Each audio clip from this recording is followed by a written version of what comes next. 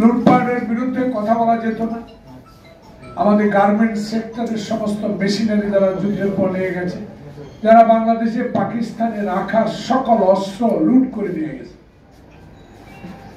যারা প্রতিনিয়ত সীমান্তে পাখির মতো মানুষকে গুলি গুলি মারত, যারা বাংলাদেশকে তাদের ব্যবসার একটা রাজ্যে পরিণত করতে চেয়েছিল,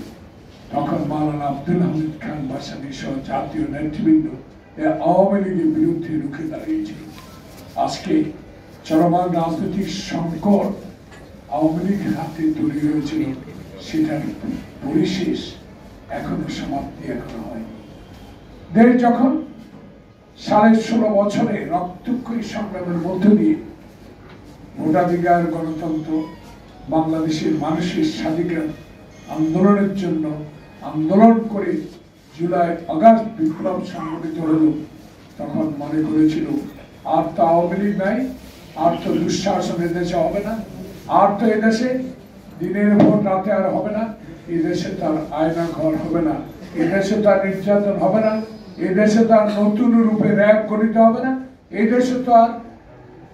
অপরাধ সংগঠিত হবে না। আমরা যে কারণে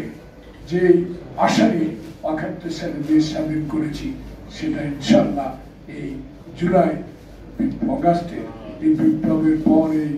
আমাদের এই সফলতার পর দেশে এই টেরিয়ান গভর্নমেন্ট একটি সুখী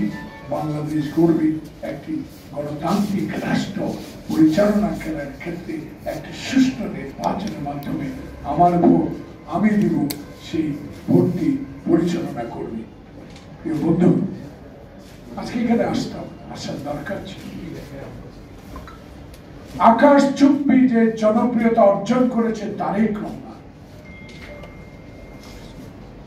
তার পিতা শহীদ প্রেসিডেন্ট জিয়াউর রহমান বাংলাদেশের স্বাধীনতা ঘোষণা করে যে আশাতীত জনপ্রিয়তা অর্জন করে দেশের প্রথম প্রেসিডেন্ট নির্বাচিত হয়েছে, সিপাহী জনতার বিপ্লবের মধ্য দিয়ে যাকে ক্ষমতা বসে দেওয়া হয়েছিল, তারই জ্যেষ্ঠ সন্তান তারেক রহমান 111 সরকারের ষড়যন্ত্রের পরও যাকে হত্যা করতে চেয়েছিল, যাকে পঙ্গু করতে চেয়েছিল, যাকে পঙ্গু করে দেওয়ার চেষ্টা করেছিল, যাকে রাজনীতি থেকে চিরতরে বিদায় করে দেওয়ার হীন প্রচেষ্টা করেছিল,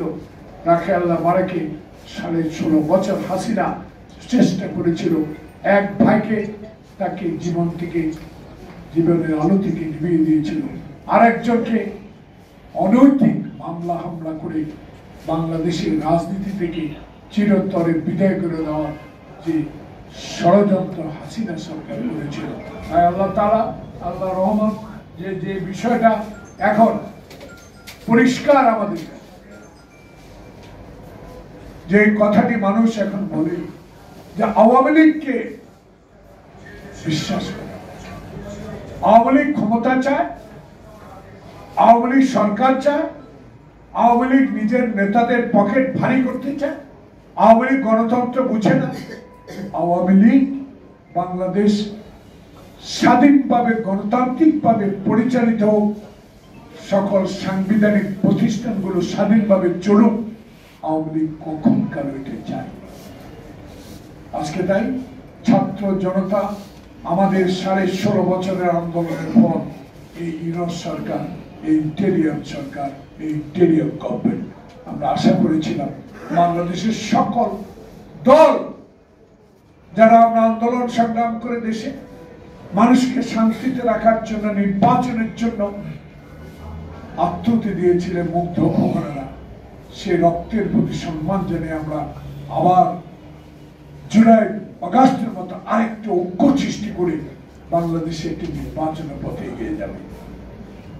আজকে ঐক্যকে ফাটল ধরাচ্ছে একটি গোষ্ঠী, এই ঐক্যের প্রতি অসম্মান জানাচ্ছে নতুন জন্মানো কয়েকটি রাজনৈতিক সংগঠন। আমি একজন রাজনৈতিক কর্মী, আমি মুক্তিযুদ্ধে অংশগ্রহণকারী একজন কর্মী। আমার বুকে বড় ব্যথা, বড় কষ্ট। গতকালকে নতুন দলের আহ্বায়ক, আমি সম্মান করি, স্নেহ করি, একটা দল সৃষ্টি করেছে, আপনাদের সমর্থন আছে, দেশের মানুষের কাছে যাবেন, বাংলাদেশে আগামী ক্ষমতা যাওয়ার চেষ্টা করবেন, সরকার গঠন করার চেষ্টা করবেন, তৃণমূলের সংগঠন করবেন। আপনাদের অবদান আমি কোশ্চিন কালো কখন কালো অস্বীকার করি না, কিন্তু আপনারা দল গঠন করার পর কালকে যেই কথাটা বললেন, মুজিব বাদার চাঁদাবাজদের পাহারা দেওয়ার দল বিএনপি, এবং তার 2 দিন আগে যে দলের নেতা নিজে কানে ধরে তওবা করেছিলেন আওয়ামী লীগ আমলে কোন নির্বাচনে যাবেন, যার হাত ভেঙে দিয়েছে, যিনি বিএনপির সাথে ঐক্যমত পোষণ করে বাংলাদেশে হাসিনা বিরোধী আন্দোলনকে ত্বরান্বিত করার প্রচেষ্টা করেছিলেন, তিনি আমাদের নেতা তারেক রহমান, আমাদের নেতা মির্জা আলমগীর, মির্জা আব্বাস, গয়েশ্বরচন্দ্র রায়, যারা আজকে আমাদের দলকে শক্তিশালী করার জন্য 16টি বছর সকল রক্ত চক্ষু উপেক্ষা করে দল পরিচালনা করেছেন তারেক রহমানের নেতৃত্বে, তাদের প্রতি অকথ্যভাবে গালিগালাজ করাটা আমার মুখে বড় ব্যথা। কোন রাজনৈতিক দলের নেতা যারা ক্ষমতায় যেতে চায়, সরকার গঠন করতে চায়, তাদের মুখে অশোভন উক্তি বাংলাদেশের মানুষ খুবই কষ্ট পেয়েছে। আমি রাজনৈতিক কর্মী হিসাবে কষ্ট পেতেই পারি, কিন্তু আমার দলকে নিয়ে কথা বলেছি, আমার দলের নেতাকে নিয়ে কথা বলেছি, যে দলের নেতা তারেক রহমান আকাশচুম্বী জনপ্রিয়তা নিয়ে 16 বছর বিদেশে থেকেও বাংলাদেশের জাতীয়তাবাদী শক্তিকে, সকল গণতান্ত্রিক দলকে ঐক্য করে হাসিনার বিরুদ্ধে আন্দোলনে শক্তি জুগিয়েছে, তার বিরুদ্ধে অশোভন উক্তি বাংলাদেশের মানুষ